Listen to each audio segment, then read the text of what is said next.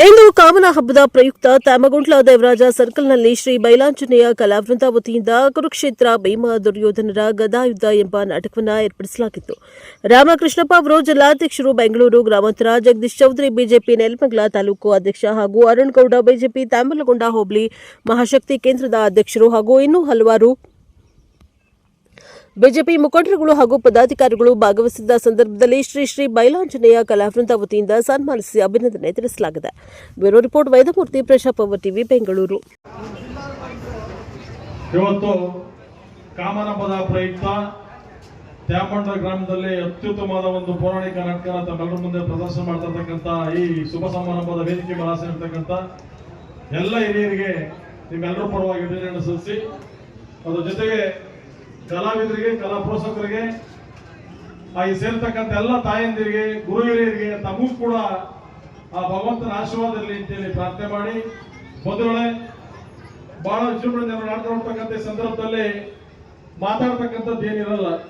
But ಒಂದು ಸತ್ಯ ಏನಪ್ಪಾ ಅಂದ್ರೆ, ಈ ನಾಡಲ್ಲಿ, ಈ ಜಗತ್ತಲ್ಲಿ, ಭೂಲೋಕದಲ್ಲಿ ಸತ್ಯ ಅಸತ್ಯ, ಧರ್ಮ ಅಧರ್ಮ ಅಂತಕ್ಕಂಥದ್ದನ್ನ ತೋರಿಸತಕ್ಕಂಥ ಯಾವ್ದಾದ್ರು ವ್ಯಕ್ತಿ ಇದ್ರೆ ಅದು ಪೌರಾಣಿಕ ನಾಟಕದಿಂದ ಮಾತ್ರ ಸಾಧ್ಯ ಅಂತಕ್ಕಂಥ ಮಾತನ್ನು ನಿಮ್ಮೆಲ್ಲರ ಮುಂದೆ ಹೇಳಲಿಕ್ಕೆ ಬಯಸ್ತಾ ಇದ್ದೀನಿ ಬಂಧುಗಳೇ.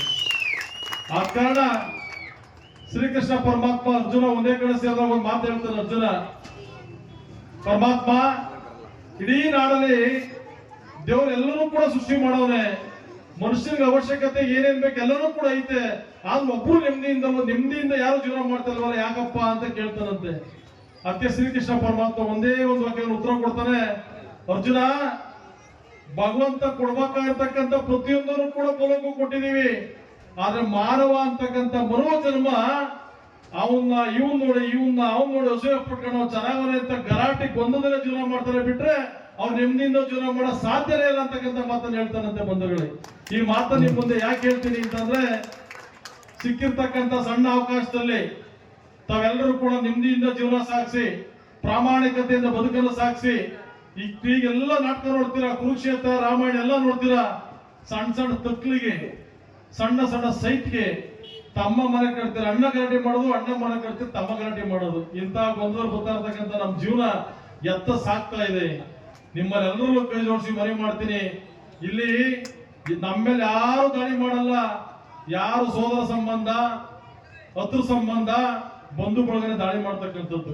ಇವೆಲ್ಲ ನೋಡ್ತಕ್ಕಂಥ ನೀವು ತಂದೆ ತಾಯಿನ ದೂರ ಮಾಡಬೇಡಿ, ಕೋರ್ಟು ಕಚೇರಿ ಅಂತ ಕೇಸ್ ಹಾಕಬೇಡಿ, ಯಾರೇ ಕಾರಣ ಒಂದಡಿನೂ 10 ಅಡಿ 20 ಅಡಿ ಅಣ್ಣನ ತಿನ್ಲಿ, ತಮ್ಮನೇ ತಿನ್ಲಿ, ನೆಮ್ಮದಿಯಿಂದ ಜೀವನ ಮಾಡೋ ಅವಕಾಶ ನೀವೆಲ್ಲರೂ ಕಲ್ತ್ಕೋಬೇಕು. ಯಾರು ಕೂಡ ಗಲಾಟೆ ಹೋಗಬಾರ್ದು ಅಂತಕ್ಕಂಥ ಮಾತನ್ನು ನೀವೆಲ್ಲರೂ ಮನವಿ ಮಾಡಿ, ಕೊನೆಯದಾಗ ಒಂದು ಮಾತನ್ನು ನಿಮ್ಮೆಲ್ಲರೂ ಕೂಡ ಪದೇ ತ್ಯಾಮಂಡೋಬ್ಳಿ ಹೇಳ್ತಾರೆ ಇದ್ದೀನಿ. ನಮ್ಮ ಹನುಮಂತಣ್ಣ ಅವರು ಕೂಡ ಇರಲಿ ಅವರೇ, ಇವತ್ತು ನೀವೆಲ್ಲರ ಸಹಕಾರದಿಂದ ಈ ಕೊಳಚೆ ನೀರನ್ನು ನಾವು ತಡೆದಿದ್ದೀವಿ. ಒಂದೇ ಒಂದು ಸಣ್ಣ ಸಹಾಯನ ತಾಯಿಂದರಲ್ಲಿ ಸೇರಿರ್ತಕ್ಕಂಥ ಸುತ್ತಮುತ್ತ ಇರ್ತಕ್ಕಂಥ ಗ್ರಾಮಸ್ಥರು ಮನವಿ ಮಾಡ್ತೀನಿ, ಏನ್ ಹೆಚ್ಚಿನ ಮಳೆ ನೀರಾವರಿ ಹೋಗ್ತಾ ಇದೆಯಲ್ವಾ, ಅದನ್ನ ಇಡೀ ಕರ್ನಾಟಕದಲ್ಲಿ ಬಿದ್ದೂರು ಅಂತಂದ್ರೆ ಗೊತ್ತಿರತಕ್ಕಂಥ ಜನಗಳೇ ಇಲ್ಲ. ಆದ ಕಾರಣ ಆ ಬಿದ್ದೂರು ಕೆರೆಗೆ ಹೇಮಾವತಿ ನೀರನ್ನು ತುಂಬಿಸಕ್ಕೆ ನೀವೆಲ್ಲರೂ ಕೂಡ ಸಹಕಾರ ಮಾಡಬೇಕು, ಅದೆಲ್ಲ ತುಂಬಿಸಲೇಬೇಕು ಅಂತ ಎಲ್ಲರೂ ಕೂಡ ನೀವು ಹೋರಾಟ ಕೈ ಜೋಡಿಸ್ಬೇಕು. ಅದನ್ನು ಪ್ರಾರ್ಥನೆ ಮಾಡಿ ಆ ಕೆರೆ ಯಾವತ್ತೂ ಬತ್ತು ರೀತಿ ನೋಡ್ಕೊಳ್ಳುವಂತ ಕೆಲಸನ ಇಲ್ಲಿ ಕೂತಿರ್ತಕ್ಕಂಥ ಎಲ್ಲ ತಾಯಂದಿರು ನಾವು ಕೂಡ ಸೇರ್ ಮಾಡಬೇಕು. ಆ ಕಾರ್ಯಕ್ರಮ ಅತಿ ಶೀಘ್ರವಾಗಿ ಯಶಸ್ವಿಯಾಗಲಿ ಅಂತ ಹೇಳಿ ಭಗವಂತನೇ ಪ್ರಾರ್ಥನೆ ಮಾಡಿ, ನಿಮ್ಮೆಲ್ಲರಿಗೂ ಕೂಡ ಭಗವಂತ ಒಳ್ಳೇದ್ ಮಾಡ್ಲಿ ಅಂತ ಹೇಳಿ ನಾನು ಮಾತು ಹೇಳಲಿಕ್ಕೆ ಬಯಸ್ತೀನಿ. ಜೈ ಜೈ ಕರ್ನಾಟಕ ಮಾತೆ ಬಂಧುಗಳು.